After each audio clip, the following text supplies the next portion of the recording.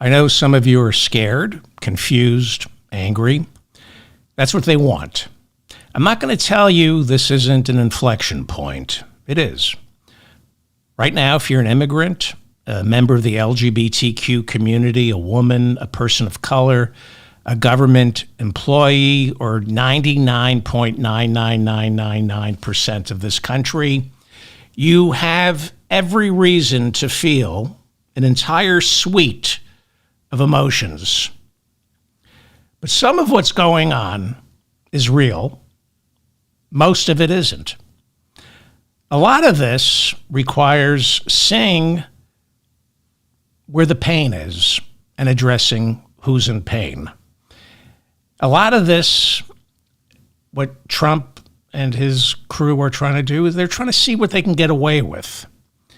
And I've been telling you there's a lot less here than meets the eye, because we're up against con artists, hateful con artists with tiny minds.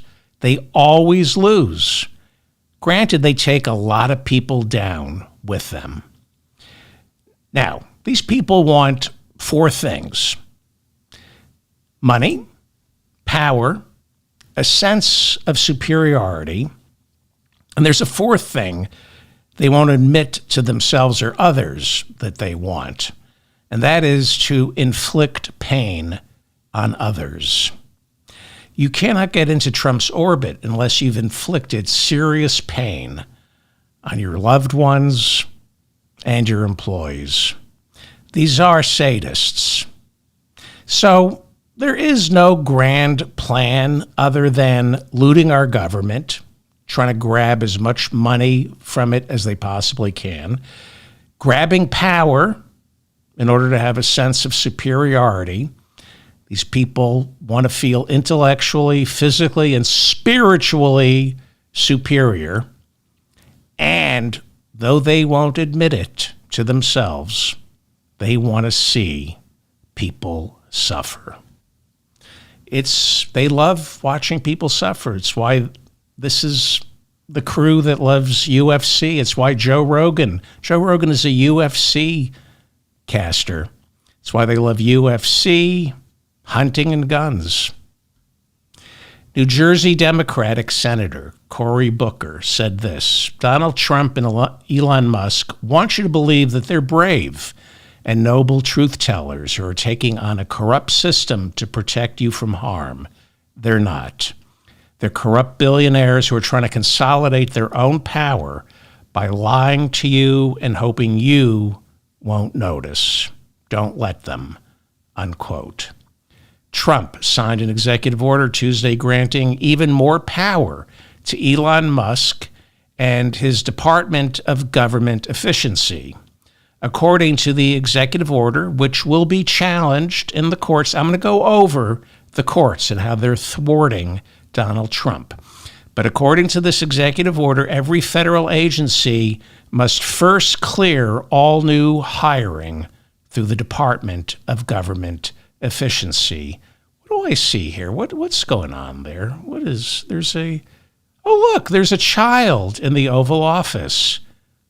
Plus, Elon Musk brought his son. Every federal agency must now clear all hiring through the Department of Government Efficiency. The order calls for firing every federal employee whose job isn't protected by law. I'm going to go over all of this, and you're going to see there's a lot less here than meets the eye. I'm not telling you shouldn't be angry, but I'm telling you we can look at this just as methodically as they are. And when you do, you realize, again, there's a lot less here than meets the eye. So, Pew Research Center reports nearly 2% of our economy's entire workforce is employed by the federal government. This is who they're targeting. Not smart politically. The federal government is the largest employer in the world, 3 million workers, including the post office, and includes the post office. If you add the military, close to 6 million people work for the federal government. So this isn't an attack on Washington, D.C. or Virginia and Maryland, where a lot of government contractors and civil servants do in fact live. This is an attack on all of us. All of us. 4/5 of federal workers are spread out across our entire country. So while the number of federal employees has increased over the years, we've increased the number of federal employees 1% a year since 2000. It's not enough. It's not enough. Our government is too small. It hasn't kept pace with the size of our population. The U.S. population in 2000 came in at 281,982,778.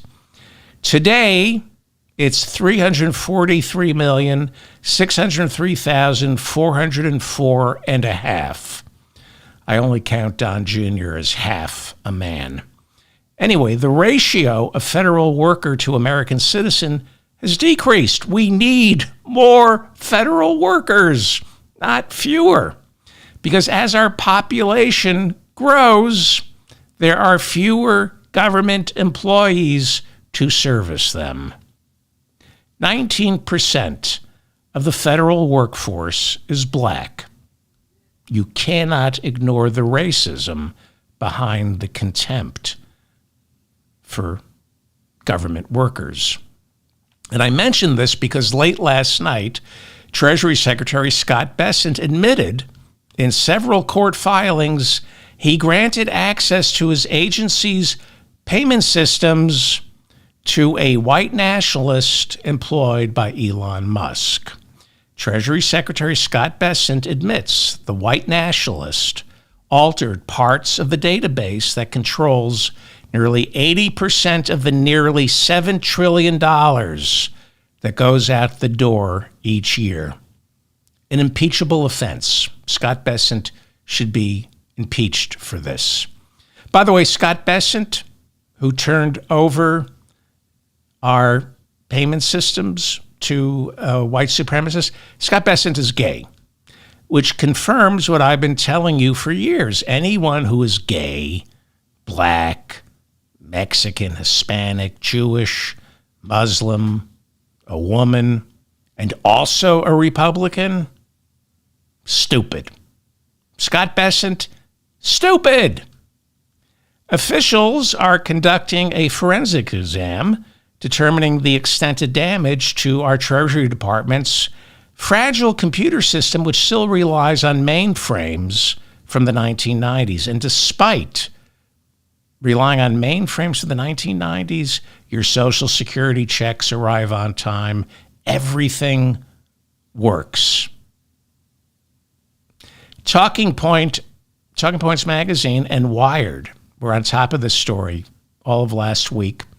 Marco Elez, according to Talking Points memo, this is from Josh Marshall writing over a Talking Points memo last week.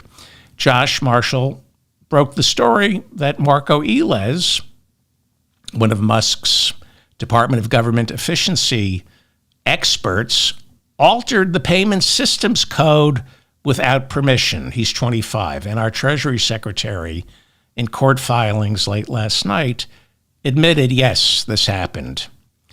Marco Elez, according to ProPublica, graduated from Rutgers in 2021, then worked for 3 years at SpaceX and then Twitter. On Thursday, a reporter from the Wall Street Journal uncovered social media posts from Marco Elez, revealing he's a white nationalist.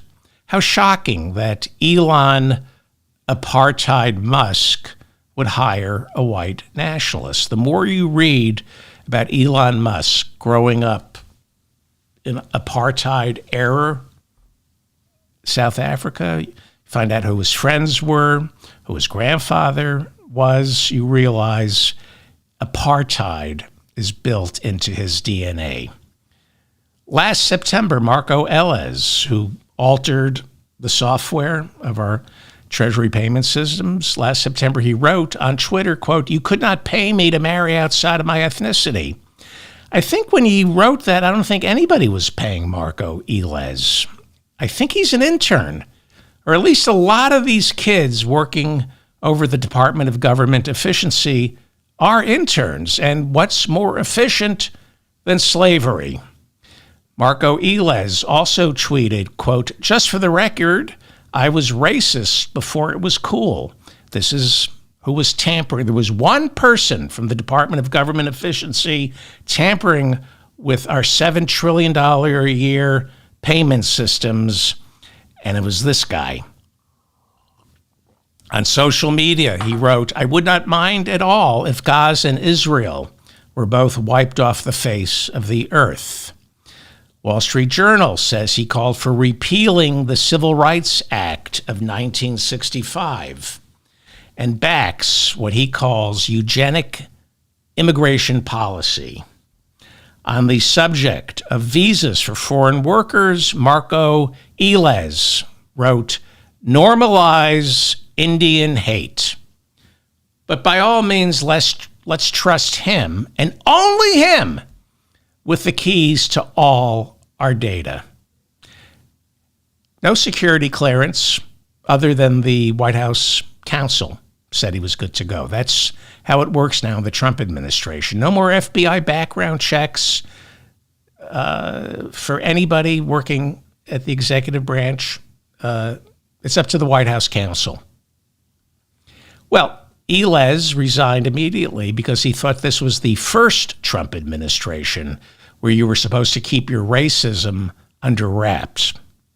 But Elon Musk reminded everyone it's 2025 and immediately rehired Marco Elez. Now, word is he's not working for the Treasury Department anymore. That's according to the most recent court filings. Now, I talked about him on the last show, and I suggested that he was overqualified. His racism made him overqualified to be working over the Treasury Department. He belonged in the White House, where a white nationalist can do what he's supposed to. There are reports that he's been given a job somewhere over at the White House. We'll see. This is The Mop Up. I'm David Feldman in New York City. Thank you so much for finding me. Please like this episode so I remain in your feed. Donald Trump actually kept a promise and imposed 25% tariffs on all imported steel. Sure, you MAGA morons are cheering right now, but let's hear what you're saying after you're forced to start paying double for the plates in your skulls. Actually, Donald Trump didn't keep his promise. Those tariffs are scheduled to kick in March 4th, which means they're not happening. Watch. Just like the 25% tariffs on Canada and Mexico, not happening. By March 4th, when these tariffs are supposed to start, he'll reverse himself. Trump also signed an executive order banning his Justice Department from enforcing the Foreign Corrupt Practices Act. This law makes it illegal for American businesses to bribe foreign governments, which Donald Trump actually said places us at a distinct disadvantage. Also, when we don't bribe other governments don't bribe Trump. Which brings me to Emil Bove, acting Deputy Attorney General, who ordered prosecutors yesterday to drop the indictment against New York Mayor Eric Adams. Adams was indicted last September, accused of accepting bribes from the government of Turkey. Deputy Attorney General Emil Bove called the Adams indictment against Department of Justice policy because it came so close to Adams' reelection campaign. Nobody believes that. The race for New York City mayor is this year. The indictments came down, I think, 9 months before the primaries. Some kind of deal was made. The American Bar Association issued a statement accusing Donald Trump of committing wide-scale affronts to the rule of law. The American Bar Association accused Trump of making our country weaker by attempting to dismantle Washington while ignoring legal processes and procedures. This is our alcoholic Secretary of Defense, Pete Hegseth. He's hard at work. He likes to tidy up the office all by himself, doesn't need nosy cleaning ladies getting all up in his business. And on Monday, in a triumph for white nationalists everywhere, our new Secretary of Defense, Pete Hegseth, renamed Fort Liberty to Fort Bragg. Yay! The military base's name was changed in 2023 from Fort Bragg to Fort Liberty because Confederate General Braxton Bragg was a slave-holding Confederate general, and he lost the war. Bad general. Plus, you don't name military bases after traitors. It sends a bad signal to our soldiers. Tells them, if you want to turn on the government, you could get rewarded by having a military base named after you.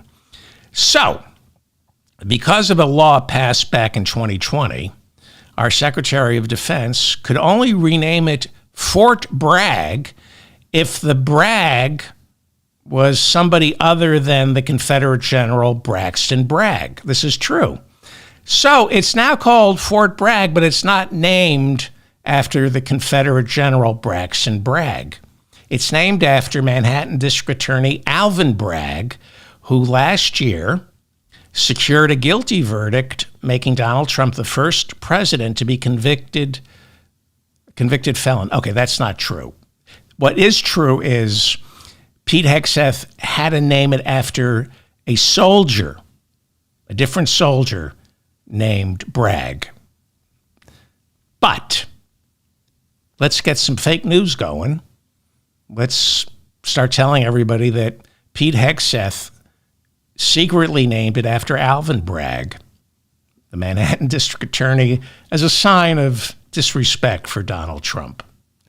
Speaking before the European Command headquarters in Stuttgart, Germany, Pete Hegseth was booed and heckled by military families because of his dismantling of DEI programs inside the military.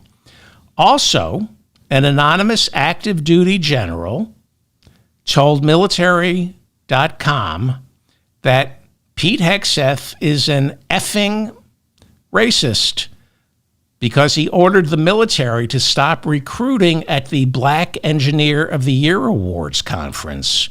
This is where the military for years has been signing up black soldiers. The anonymous general told military.com, quote, "For the Army now, it's blacks need not apply, and it breaks my heart," unquote.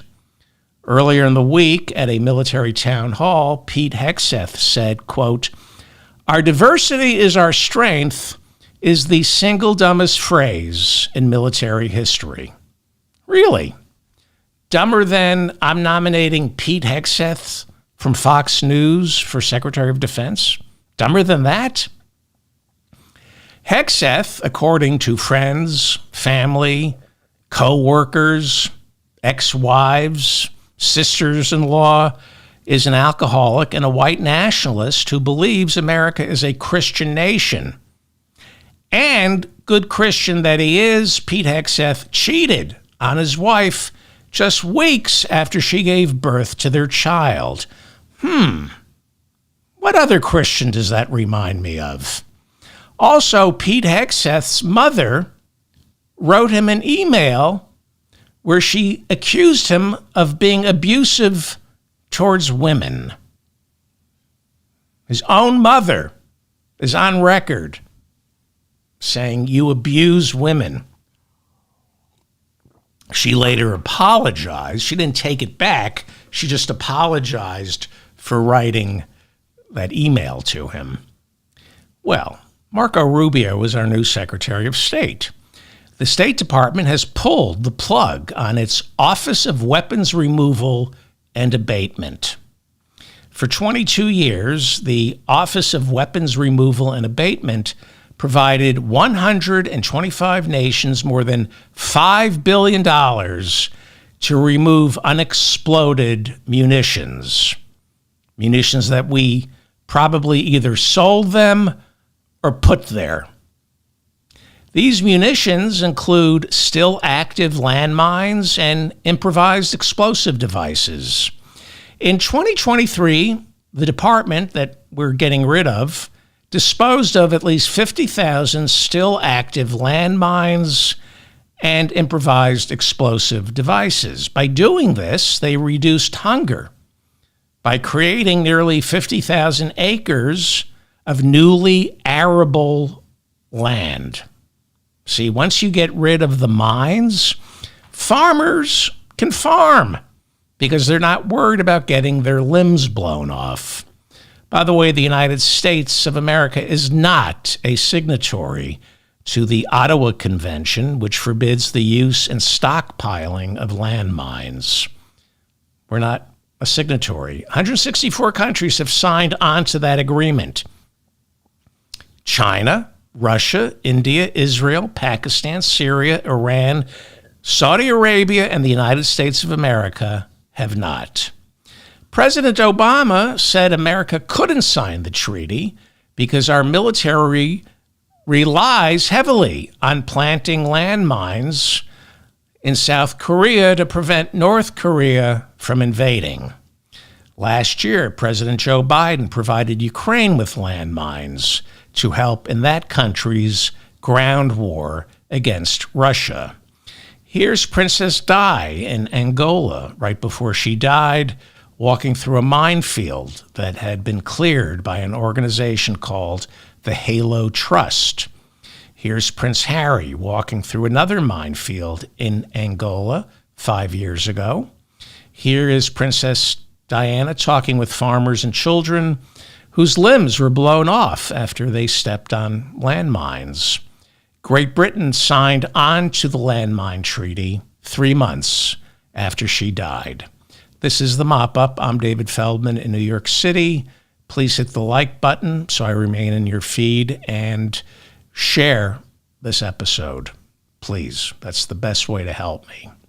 Donald Trump warned Hamas if they break the ceasefire in Gaza, then all hell is going to break loose, unquote. All hell is going to break loose, as opposed to what's going on right now. During Tuesday's Oval Office meeting with Jordan's King Hussein, Trump repeated his plans for America kicking 2 million Palestinians out of Gaza and turning it into a world-class luxury resort. Because what could possibly go wrong? Before King Hussein arrived, Trump threatened to cut off aid to the nation of Jordan if Hussein didn't agree to take in more Palestinians. So, I know Trump's a merchant of chaos who controls the news cycle. We love to follow him, and it's hard to keep up. He wants it that way. But, as I said at the top of this show, there's a lot of bluster, and we have to focus on what's real. This is not real. This is not real. Why? We're not sending soldiers into Gaza to clear out 2 million Palestinians and then turning it into a seaside luxury resort. That is not going to happen because it costs money. So in a little while, I'll go over a lot of the speed bumps and potholes Trump is facing on his road to fascism. On Friday, Donald Trump established the White House Faith Office to protect the free exercise of religion. And he said to put an end to the persecution of Christians in America. Yes, the persecution of Christians in America. Like being forced to bake a cake for a gay couple. Yes, the White House Faith Office has just been set up because this is a Christian White House that wants to protect the followers of Jesus Christ. Meanwhile, border czar Tom Homan told the Pope to stay out of my business. He really said that to the Pope. And Tom Homan, our border czar, is a Catholic. He said to the Pope, quote, "Clean your own house. I know what I'm doing." This after the Pope warned Trump's deportation of migrants, quote, "won't end well," unquote. The Pope, in a letter to American bishops on Tuesday, said Trump's migrant policy is discriminatory and cruel. The Pope wrote it targets only the poor and the marginalized while robbing them of their dignity. Meanwhile, the Washington Post reports that massive budget cuts for U.S. aid are resulting in Catholic charities shutting down programs around the world and laying off staff. I wonder if Paula White, she's the head of the White House Faith Office, I wonder if she can help out on that. I'm sure she will. Sure she will. The Pope challenged J.D. Vance's recent use of the term ordo amoris, to justify deportations. Ordo amoris is a Latin phrase that is used in the Vatican, ordo amoris.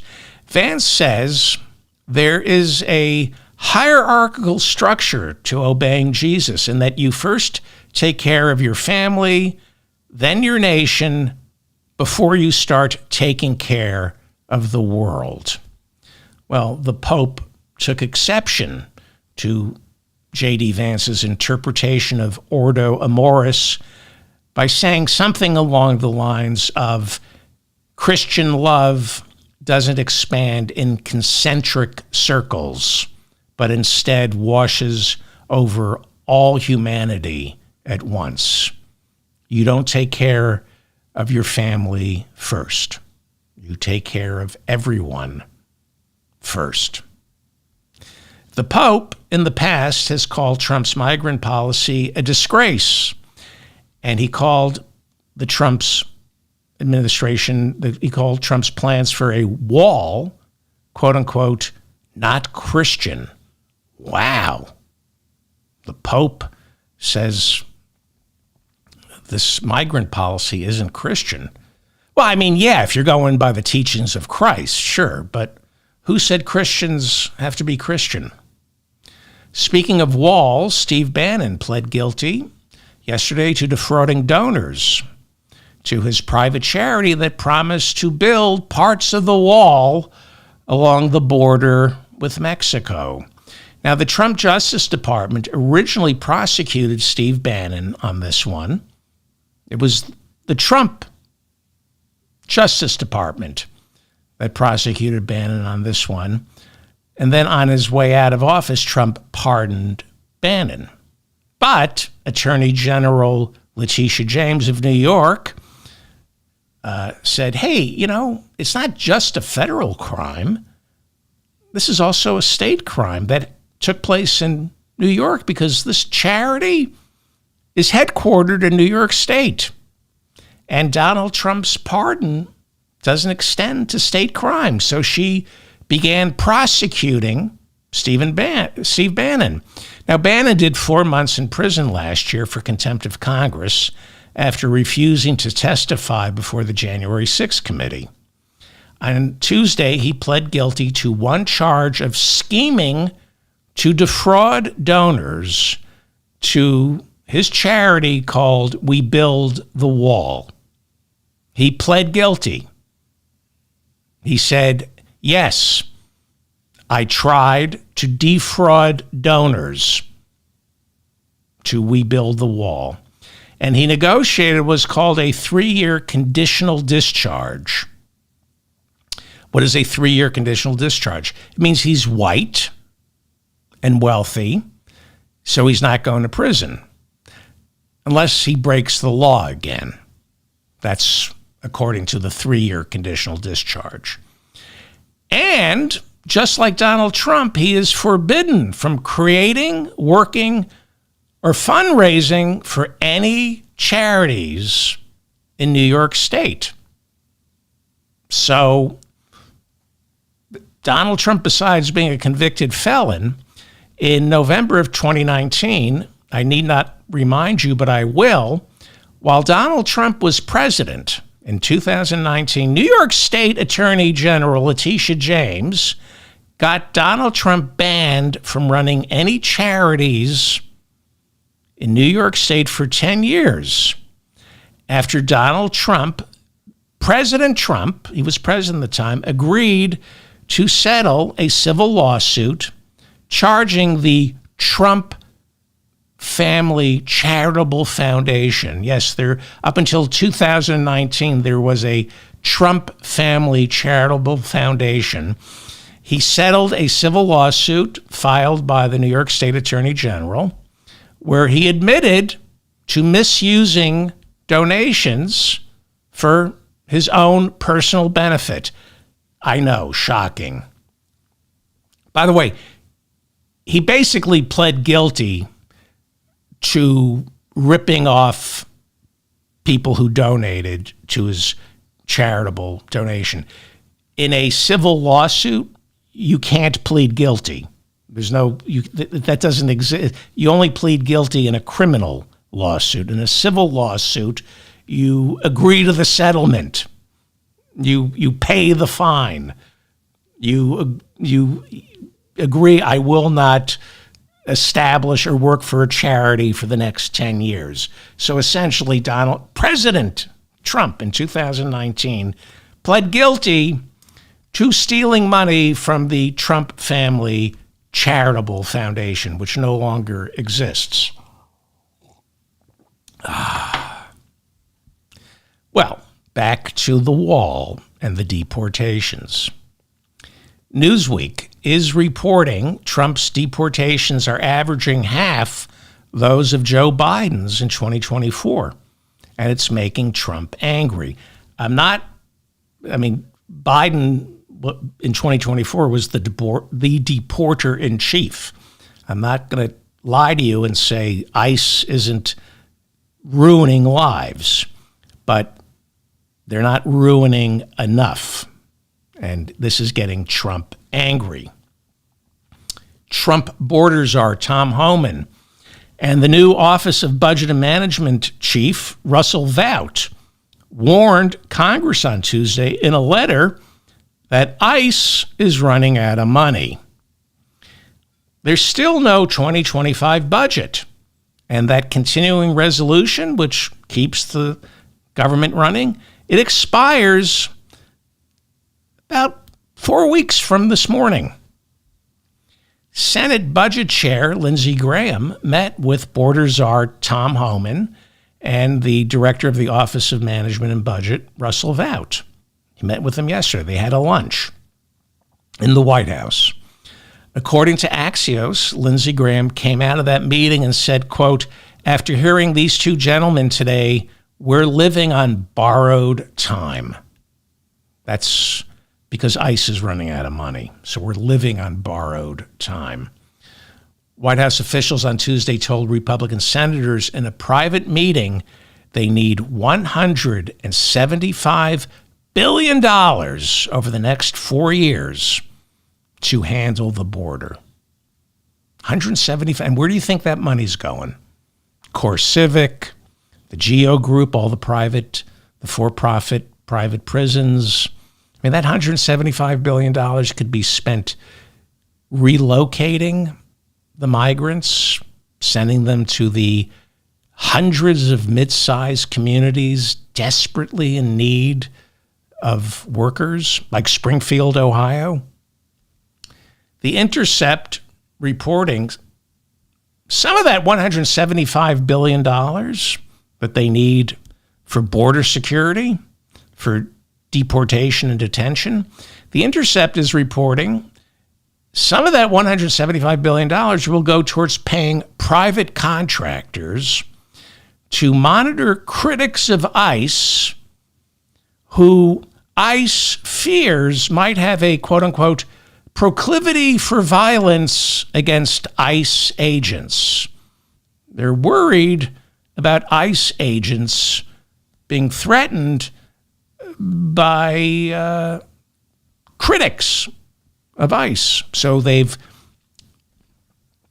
put out a bid for private contractors to help them. Can't do it, can't have the civil service do that because that would be cheaper. No, let's hire private contractors to do this job where they charge 3 times as much. The Intercept reports private contractors right now are bidding on a new government contract to provide ICE with photograph, partial legal name, partial date of birth, possible city, possible work affiliations, possible school or university affiliation, and any identified family members or associates of who the private contractor deems could possibly be violent towards an ICE agent. So they're going to scour. The job is scour social media. That's what they said specifically, looking for critics of ICE, who these private contractors then decide pose a serious threat to ICE. So private contractors, this won't be civil service, which means they'll charge 3 times as much, 4 times as much, and do a crappy job. But here's my advice. I don't know who's bidding on it. Booz Allen, McKinsey. I don't know who's bidding on it. But here's my advice. They're going to be spending $175 billion over the next 4 years on this crap, just wasting money, if we let them spend $107. But let's assume they're going to spend $175 billion and you get the contract. Well, there's a lot of money to be looted. So my advice to you, if you get this government contract, to start looking and monitoring leftists, people who think ICE should be abolished. Make it look like there are gangs of anti-ICE activists out there on social media who not only need to be monitored, but, maybe rounded up by ICE. Create an hysteria, scare ICE, scare Republicans, scare the American people, convince everybody that there are violent, pro-immigration, anti-ICE activists who are a threat from within. And so you'll get more money to monitor these people who don't exist, and you'll make a fortune, and you don't have to do anything. It's kind of like what I do. You sit around all day and stare at the wall. These people don't exist, but you can get paid a lot of money to create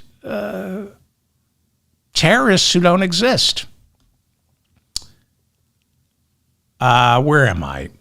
Border czar Tom Homan held an impromptu press conference Tuesday outside the White House, and he was asked, do you have any plans to go after leftist organizations who are protesting ICE? And Homan smiled and said, watch and see what happens. That's what he said, watch and see what happens.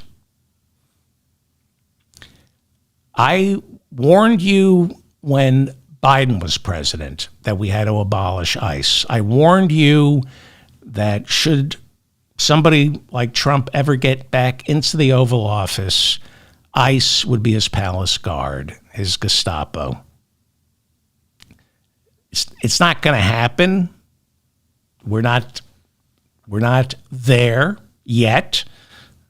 But these people, these ICE needs to be abolished. I have asked candidates for office, tell me what ICE does. What value does ICE perform?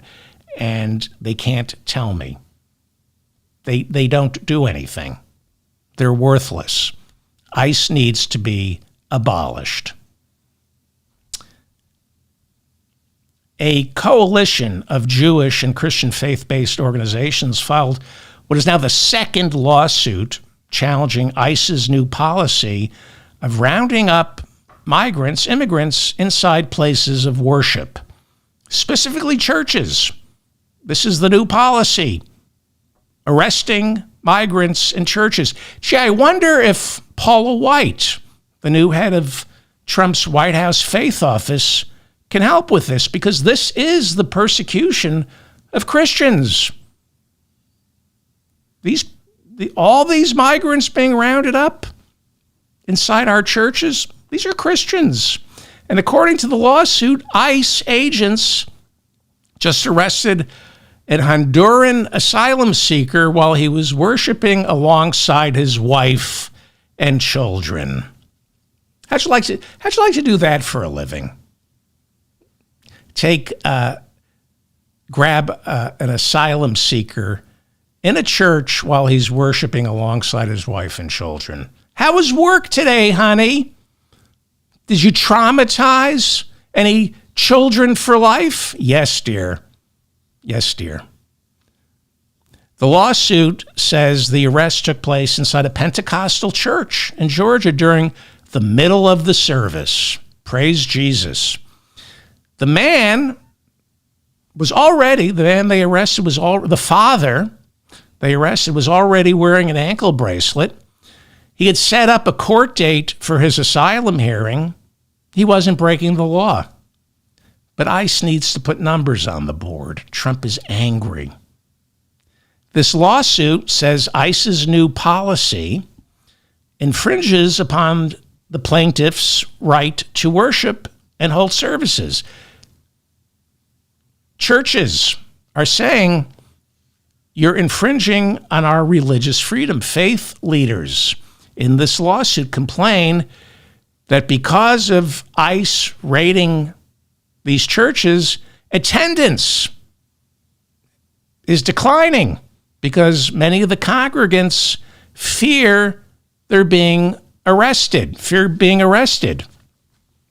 And need I remind you, they're arresting American citizens for speaking Spanish. More on that in a second. Lawyers for the plaintiffs argue ICE is in violation of the Religious Freedom Restoration Act.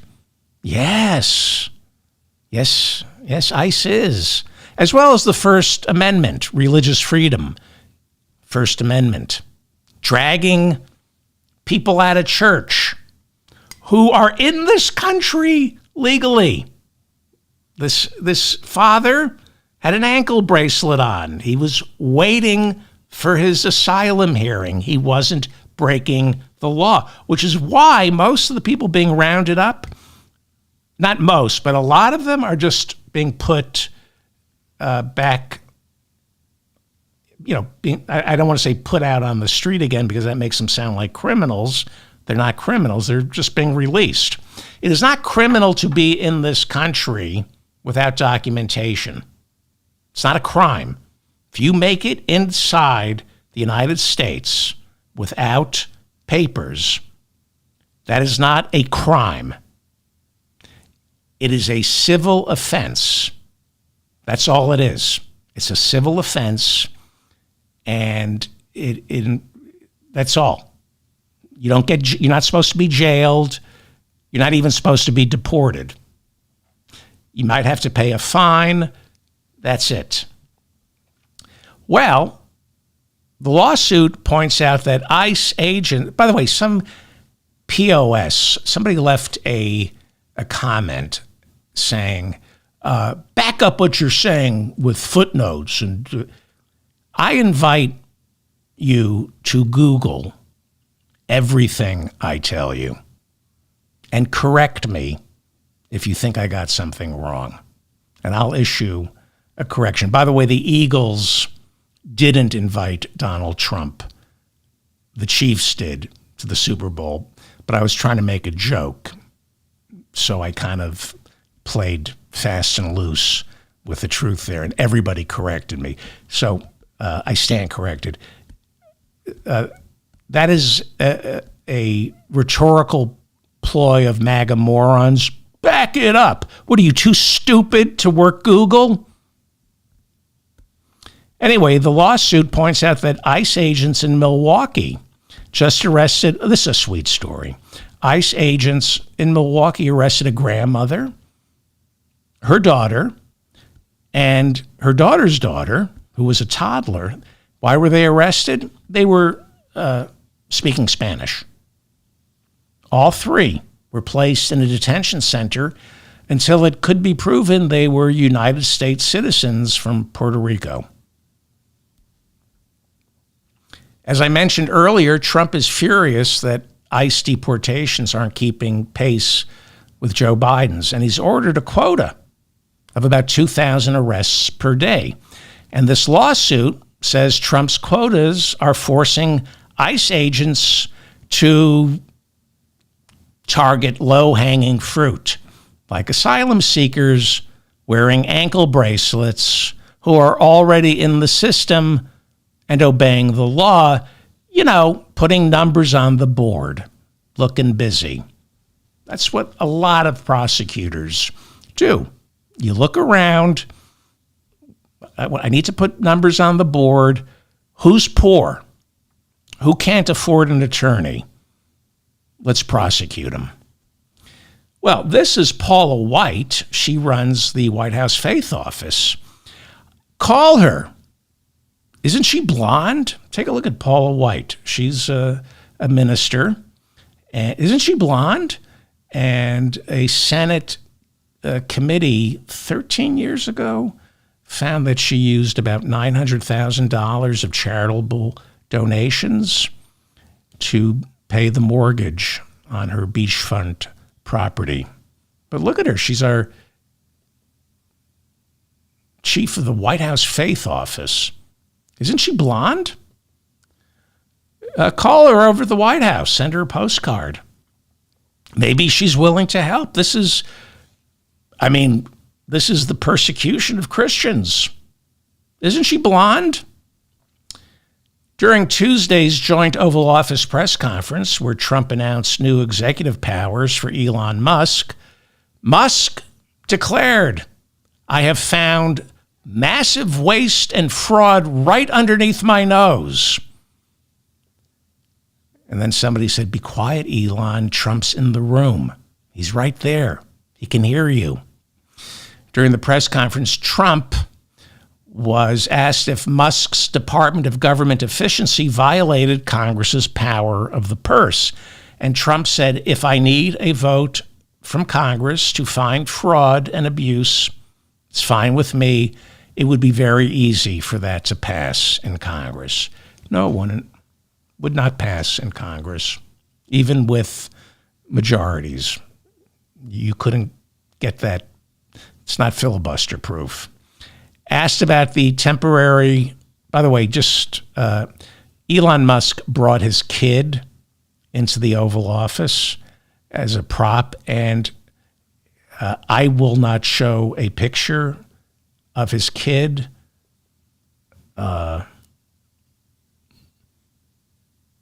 Is that Lindsey Graham?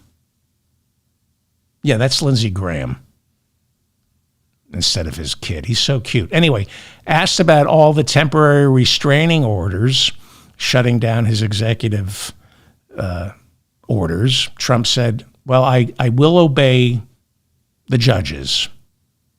So that's Lindsey Graham. Oh, look at Lindsey Graham. He's so happy. Look at him.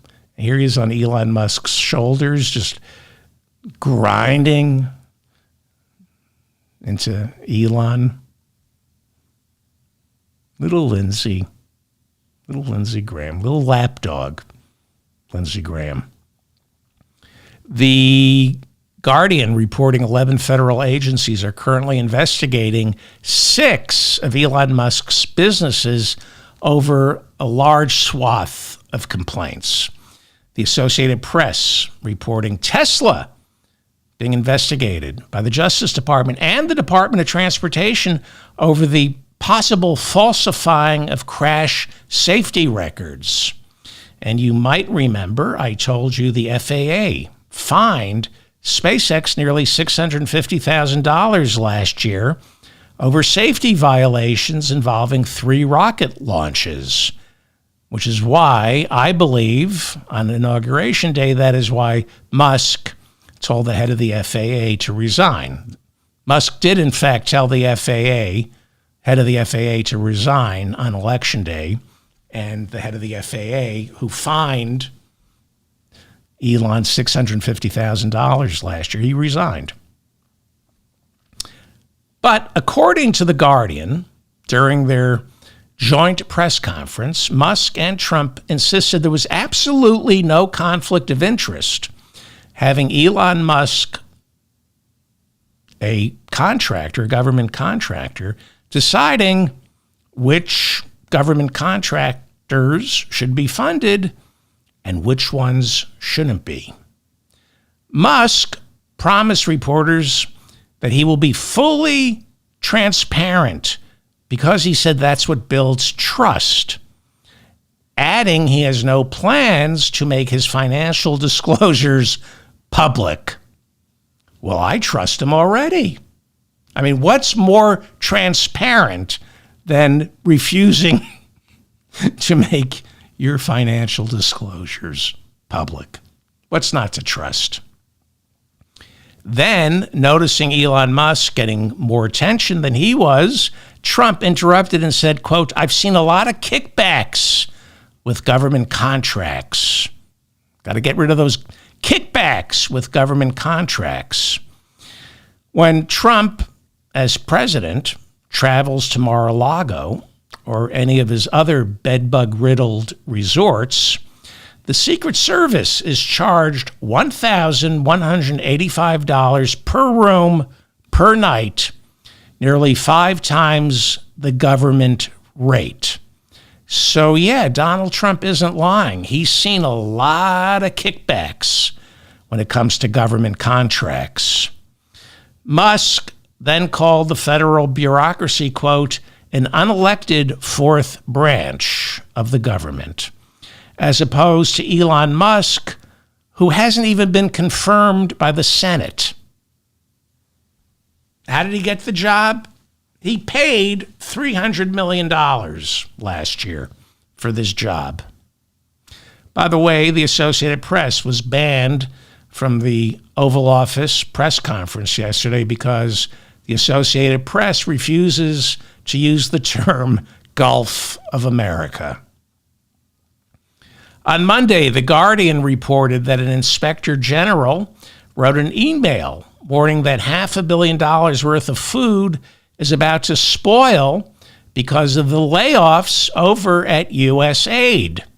The inspector general said $500 million worth of food is sitting in trucks and airplane hangars with nobody authorizing the delivery, so it's about to spoil. Well, Donald Trump on Tuesday had no choice but to snap into action and fire that inspector general. This is true. The inspector general wrote an email saying $500 million of food is spoiling. Trump, instead of shipping the food to where it's needed, like Gaza, in his infinite efficiency, Trump said, fire the inspector general. That now brings the number of inspectors generals he's fired to 18. Because if a tree falls in the forest so they can start fracking, but nobody sees it, did it really happen? Get rid of the inspectors general. That's how it works. Elon Musk announced his crack team of Department of Government Efficiency investigators has uncovered massive fraud inside FEMA. Musk said FEMA last week sent $59 million to New York City for housing migrants in luxury hotels. He said those payments are against the law, acts of insubordination, because he said, I told you not to send money out. He said that money is only for disaster relief, quote, not high-end hotels for illegals. FEMA then announced that it has fired, in response to Mein Fuhrer, Elon Musk, FEMA announced it has fired the 4 employees responsible for those payments to New York City. FEMA is part of Homeland Security, and a spokesman for Kristi Noem, she's the new head of the Department of Homeland Security, she issued a statement. This is a spokesperson for Kristi Noem, who's playing dress-up. This is how Kristi Noem goes on the ride-alongs in night makeup and her curls over her bulletproof vest. Dress-up. That's basically what ICE does. They just play dress-up. Anyway, FEMA is part of Homeland Security, and a spokesperson for Kristi Noem said, effective immediately, FEMA is terminating the employment of 4 individuals for circumventing leadership, that would be Elon Musk, to unilaterally make egregious payments for luxury New York City hotels for migrants. She went on to say, under President Trump and Secretary Noem's leadership, you mean Elon Musk's leadership, the Department of Homeland Security will not sit idly and allow deep state activists to undermine the will and safety of the American people. Cameron Hamilton is FEMA's acting administrator. He was hired because he wants to get rid of FEMA. And he announced yesterday that payments to New York City for migrant relief suspended. So, before I go any further with this story, I want to address the chaos and kind of help you with this. You need to know that there are nearly 50 lawsuits that have been filed by state attorneys general and public interest groups challenging pretty much all of Donald Trump's 75 executive orders. So far, at least 10 judges have issued what are called temporary restraining orders, where they temporarily block practically every attempt by Donald Trump and Elon Musk to do whatever it is they say they're doing, like cutting off funding. So you have every reason to be confused by all this, because it's now really in the courts, which can get very Byzantine. So let me advise you to go to Just Security. They have a litigation tracker.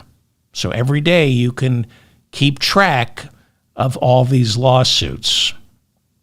I urge you to go to Just Security, because right now it is our courts and state attorneys generals who are slowing the march to fascism.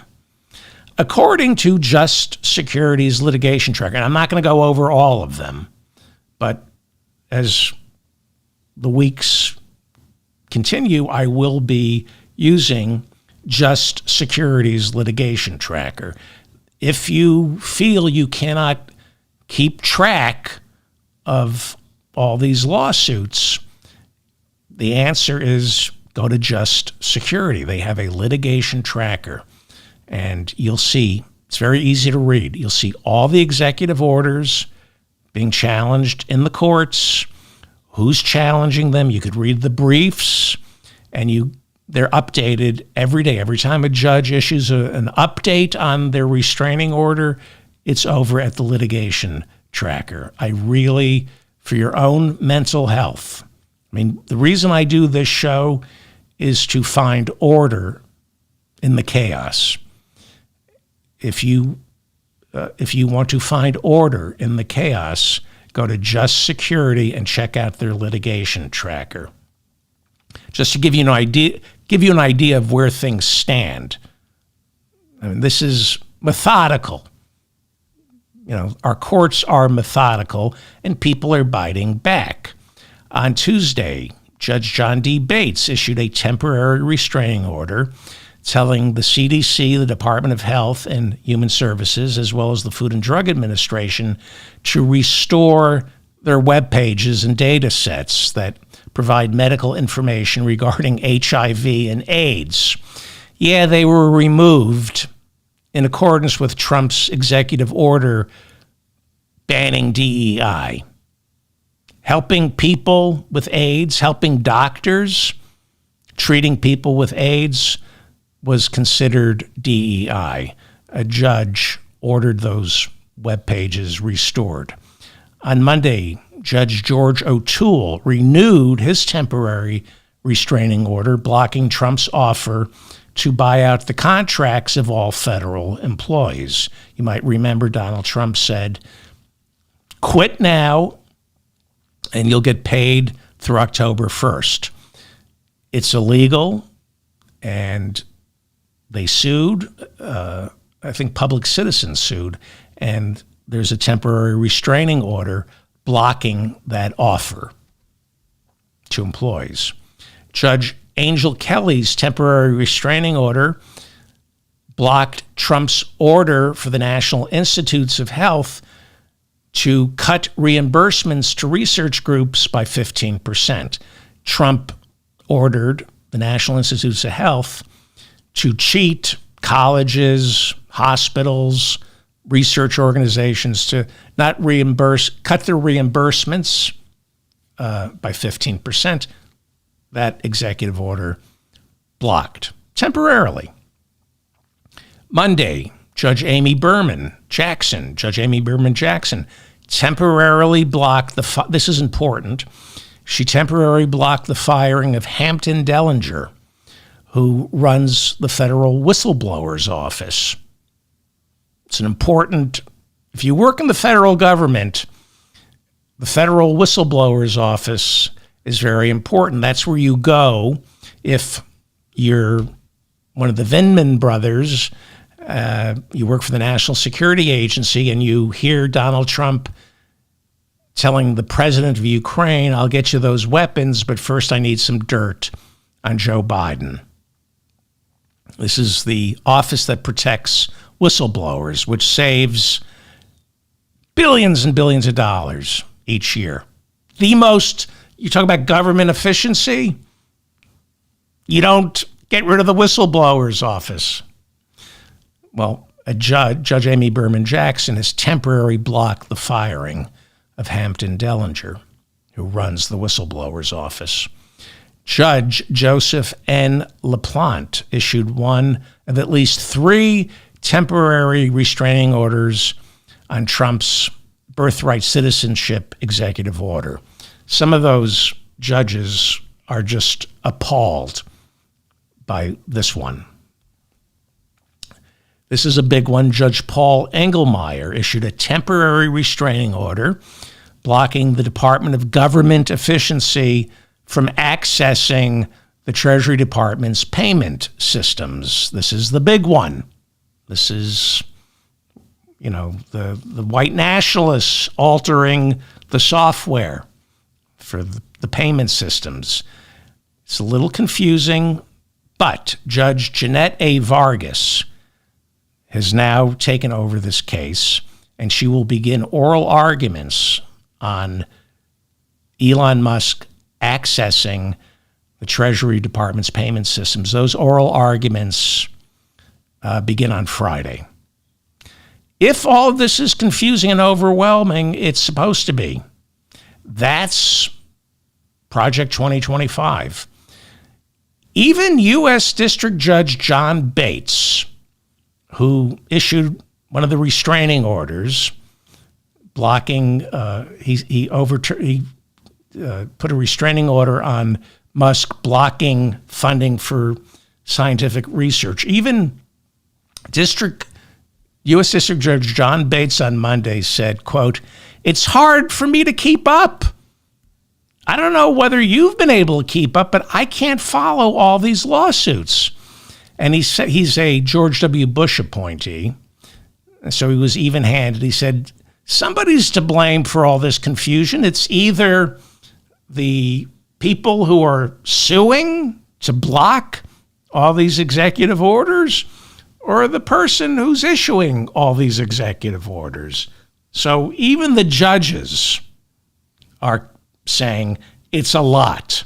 It's a lot to go through. Which brings me back to FEMA. U.S. District Judge John J. McConnell of Rhode Island issued a temporary restraining order blocking FEMA from withholding funds. Now, you can shop around for federal judges. They're the U.S. district judges. If you're going to sue the United States government, if you're conservative, you go to the district judges in Texas.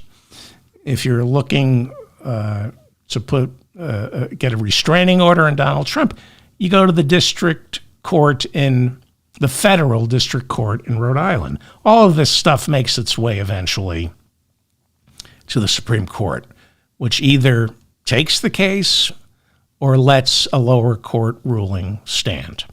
Well, U.S. District Judge John McConnell of Rhode Island issued a temporary restraining order blocking FEMA from withholding funds.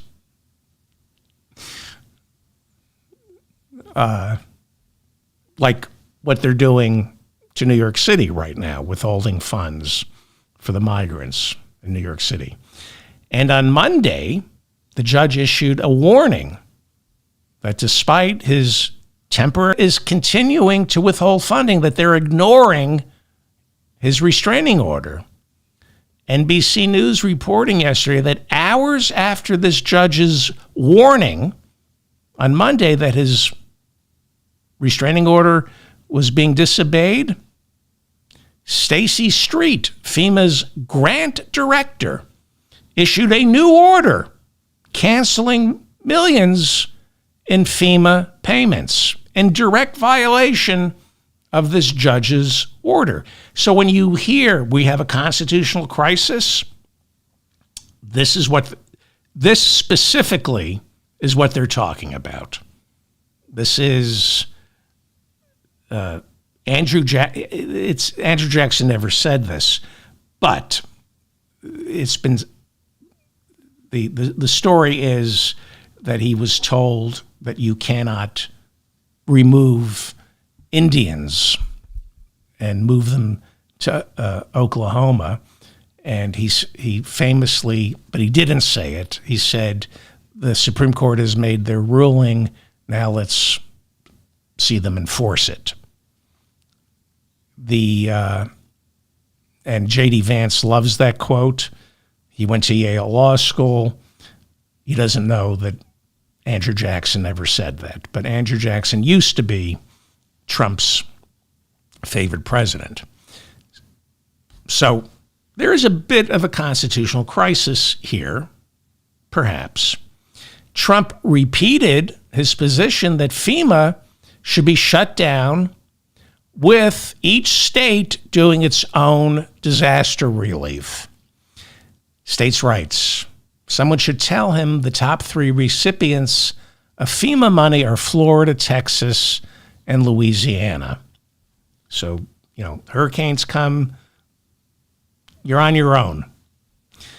This is one of my favorite people in the world, House Appropriations Committee ranking member Rosa DeLauro of Connecticut. I love this woman. She's the best.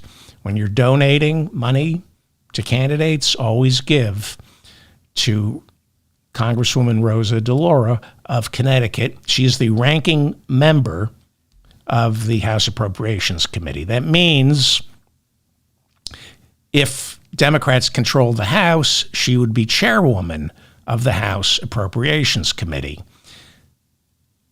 The House Appropriations Committee controls the purse. They make the budget. So she takes this personally, that money that that she personally earmarked, that the House Appropriations Committee earmarked, is not being spent. She said the Trump administration has violated a court order proving their blatant disregard for the rule of law. She went on to say, following the United States District Court for the District of Rhode Island's temporary restraining order on the Trump administration's funding freeze just last week, the court has already found the Trump administration to be in violation of the order in yet another flagrant breach of our Constitution's checks and balances. Asked about Donald Trump disobeying the courts and J.D. Vance insisting the courts, by blocking these executive orders, are violating the separations of power, Speaker Mike Johnson, constitutional scholar that he is, Mike Johnson said, quote, the courts need to take a step back. Of course, then he goes on to say, of course, the branches have to respect our constitutional order, but, quote, there's a lot of game yet to be played, unquote. There's a lot of game yet to be played. This is a game. They're trying to see what they can get away with in the courts. They don't care who suffers. It's a game. It's a game. Because, as I told you at the beginning, they want four things: money, power, a sense of superiority, physical, intellectual, or in Mike Johnson's case, spiritual. And number four, that they won't admit, they're sadists. They want to hurt people. Mike Johnson wants to hurt people. He won't admit it to himself, but he delights in the suffering of others. Well, the problem with FEMA cutting off funding to New York City because migrants are staying in luxury hotels, the problem with Musk claiming this is it's a lie. The same way Elon Musk claiming U.S. aid spent $50 million to bring condoms to Gaza. Remember he was saying that? A lie. Now, to Elon Musk's credit, at least during the joint press conference in the Oval Office yesterday, Musk admitted he got that one wrong. I mean, that's something Donald Trump would never say. He would say, that's what I'm being told. That's what I hear. You know, he would never admit that he was lying. At least Elon Musk on this one, on the $50 million condoms for Gaza, he said, I got that one wrong. But just like Trump, just like Joe Rogan, Elon Musk repeats the first thing he hears. So, a lot of lies coming out of Elon Musk's mouth and tweets. A lot of lies, a lot of disinformation. So, what is the truth? FEMA spent $650 million nationwide last year to house and care for migrants.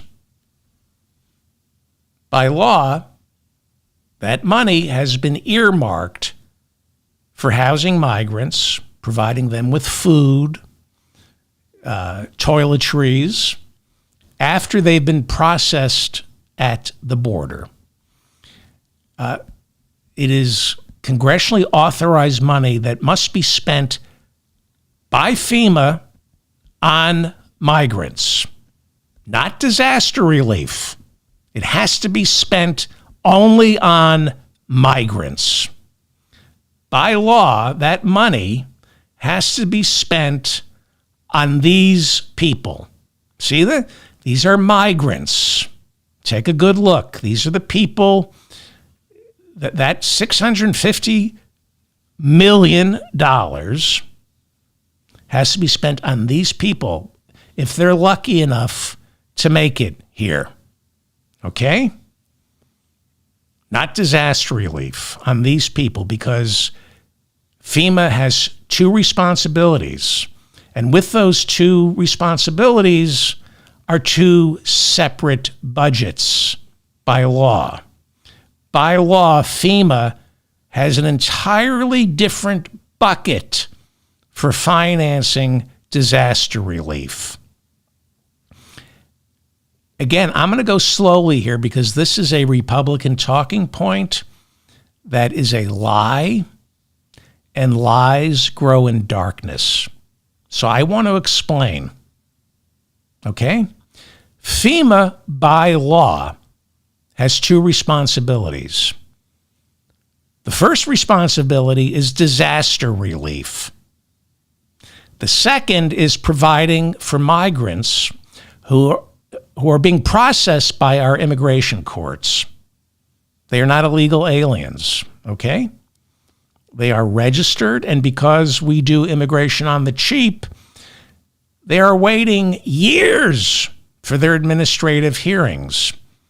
So FEMA spends money to help get them on their feet, jobs, housing. They work with churches, mosques, synagogues to help these people. Okay? Again, two separate buckets, and you can't take from one bucket to fill the other unless you're Donald Trump, who, when he was president, broke the law by taking money from the Pentagon that he wasn't allowed to and using it to build parts of the wall. He broke the law. But you are not allowed, as president, to say, well, this money has been earmarked for the migrants. It's $650 million, but I don't want to spend it on the migrants. We're going to spend it on privatizing disaster relief. Okay? More importantly, New York City only got $59 million last year from FEMA to house and care for her. That's a migrant. Take a look. You know, Elon Musk loves holding his new favorite child and using him as a prop. Everywhere Elon Musk goes now, he's got his kid. God bless his kid. And Elon Musk is using this specific kid to signal, how can I be cruel? I love my son. Well, it's not good enough to just love your son, Elon. You also have to love your trans daughter, who you've rejected. And you just don't have to love your children. You have to love everybody's children, like this one. This is a migrant child living in my city.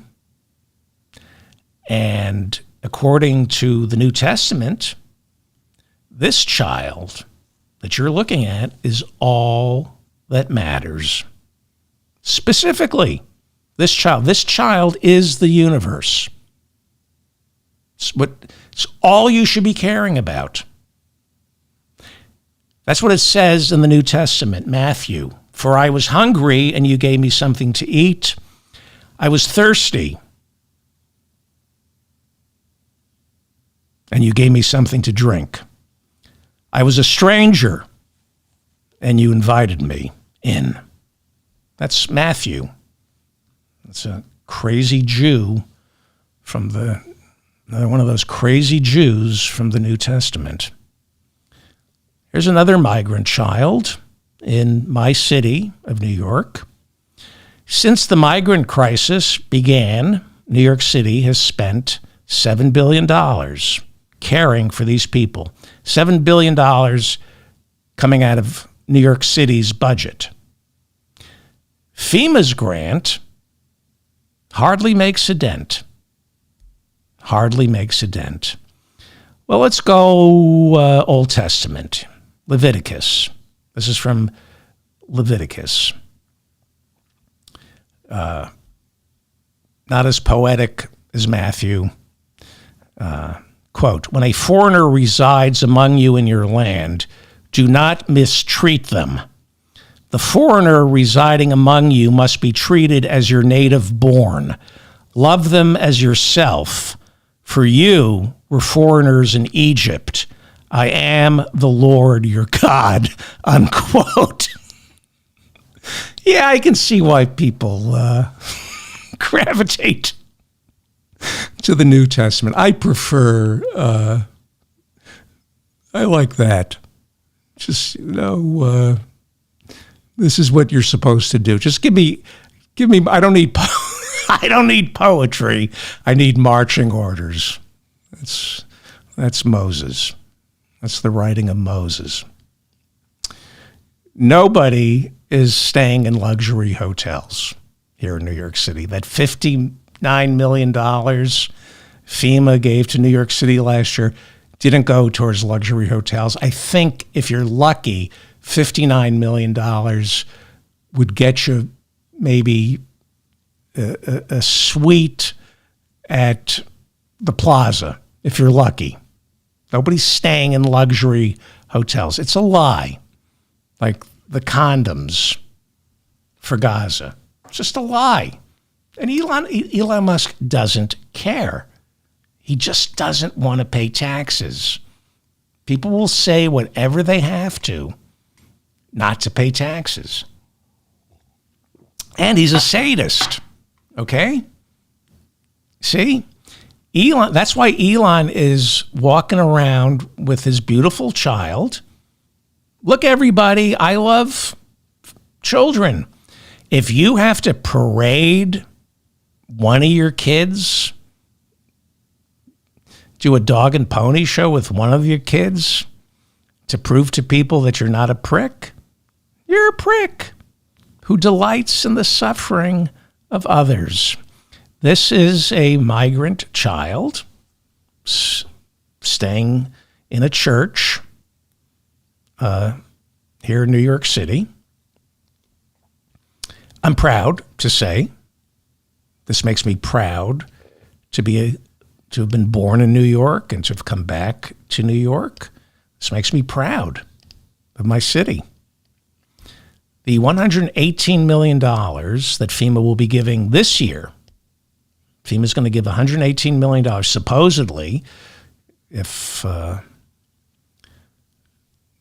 judges have their way. That money, the $118 million that FEMA will give New York City, goes towards this, reimbursing homeless shelters, schools, churches, and the occasional budget motel that houses migrants.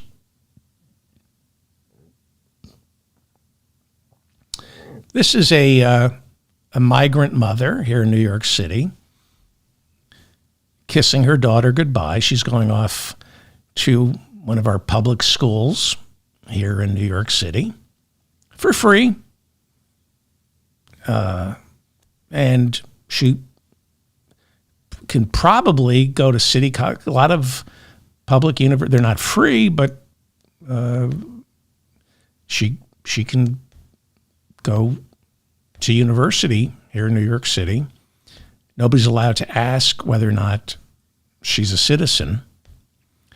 And despite what the mayor, Eric Adams, who's a worthless POS, whatever he said to get the Justice Department to drop the case against him, this is and will remain a sanctuary city.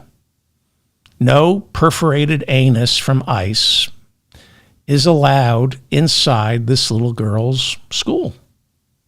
Nobody is even allowed to ask if this child is a citizen. Same goes for Chicago, Los Angeles, a lot of other cities in this country. You know, this is Elon with his son. I don't want to show his son, but Elon loves posing with his new favorite son. We'll see how long that lasts. Didn't last with his transgender daughter. Again, anybody who has to parade their child around to prove that you're not a monster is a monster. Elon was once an illegal immigrant.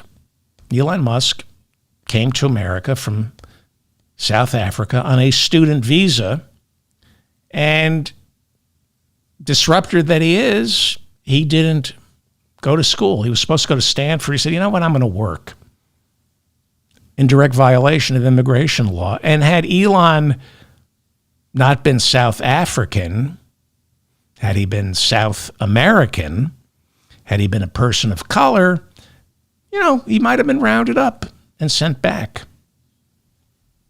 Here's a migrant dad here in my city getting ready to take his son to school.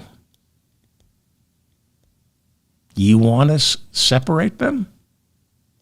You want ICE coming into their church and taking the father away? Is that what you want? Who wants that?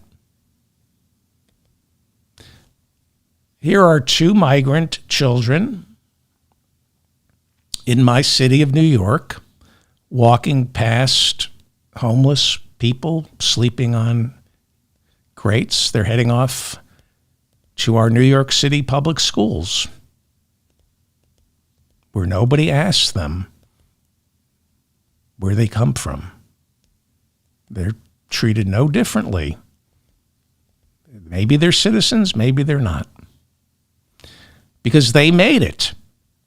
They made it. They won the lottery. Just like Don Jr., just like Elon Musk, who was born into privilege. These kids, they made it. They won the lottery. Just like most of you here in America. Just like maybe your parents, your grandparents, your great-grandparents, they made it. They made it into America. They made it in here. And if you don't understand, this is why we're here, why we get up every morning, why we work, why we pay taxes. If you don't feel pride in your public schools, educating migrant children for free, no questions asked, then you're the one who needs to be deported. This is why we're here. This is what we do. We take care of one another. That's what government does. Government helps us do what we're supposed to do, why we're here. Take care of each other. Despite all its flaws, there is no greater cause than good government. No philanthropy, no charity, no corporation can replace good government. Humans have yet to invent anything that can provide for the greatest number of people for the least amount of money than government. It is government, good government, the millions of civil servants, our soldiers, our teachers, our first responders, our park rangers, our men and women who police the streets, the slaughterhouses, and corporate suites. They are the ones who keep us alive. And they are irreplaceable. irreplaceable. We need more. We need more of them. As I pointed out, our population is growing, but the number of civil servants has not kept up with the number of Americans who need civil servants, who need teachers, park rangers. You can't say you love America if you hate our government. Government is who we are. And if you hate government, then you just hate. Elon Musk, Donald Trump, Speaker Mike Johnson, Russell Vought, Project 25. This isn't about making government efficient. It's about inflicting pain. It's mostly about inflicting pain. Because none of these people really need more money. Yeah, they want power, and they need to feel superior. They do. They like to feel physically, emotionally, spiritually, intellectually superior. But in the end, they want to hurt people. There are some sick men, sadists. I've worked for some. They can't help themselves. They delight in the suffering of others. They want to hurt. And that's what we're up against, really. These are people who love UFC. They love UFC. You ever watch UFC where Trump and Dana White hang out? You ever watch some of this stuff? Football, hunting, guns, all their extracurricular activities in MAGA world tell us that they want to make politics a blood sport. They are not Christian. I'm David Feldman, reminding you to stay strong and protect the weak. Thank you for listening to me. I was hoping to go earlier today, but I've just been reading a lot and just trying to find order to this manufactured chaos. And there is order. And I know it's confusing. And I know nobody has time to sit and read all day and see what's going on. So it feels overwhelming. I can assure you it is an inflection point, but there is less here than meets the eye. And focus on, they want to distract you. You know, we're not turning Gaza into a luxury resort. We're not invading Canada. We're not invading Greenland. A lot of these, I'm not saying that the detention centers aren't happening and the deportations aren't happening, but they're not happening at the magnitude Trump wants you to believe. We have to stop it. The judges are stopping a lot of this. Focus on the pain. Only pain is real.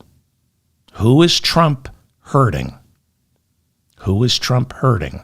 Don't pay attention to what he's saying, because that only breeds chaos and confusion. Who's being hurt? Where is the pain? The migrants, the LGBTQ community, the children. Focus on the real pain and help somebody. Unless you're in pain, ask for help. And get to work for the Democratic Party, warts and all. warts and all. Okay, please share this. Please subscribe to this channel. My schedule is erratic. I don't like to do a show until I feel it's ready. I do feel this show was ready.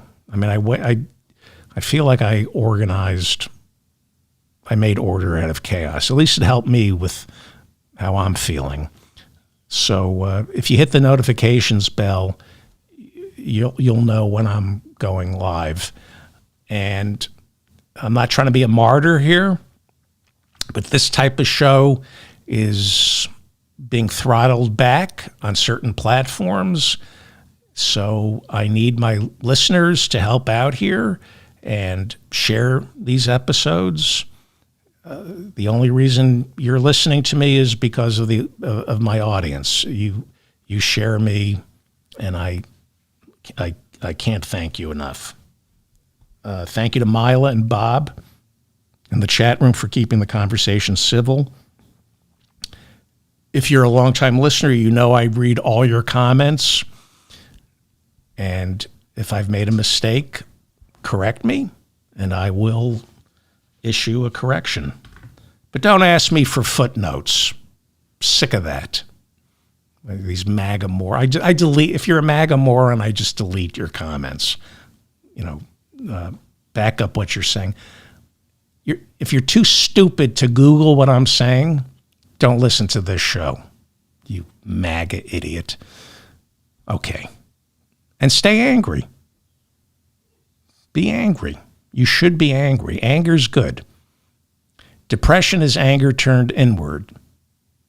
Anxiety is, I don't have power. Anger is power, as long as you don't hurt anybody. But, Chloe writes write letters. Pick up the phone and don't get arrested. And don't do anything that makes people think you should be arrested. But be angry. All right, goodbye. I'm going to go put my fist through a wall.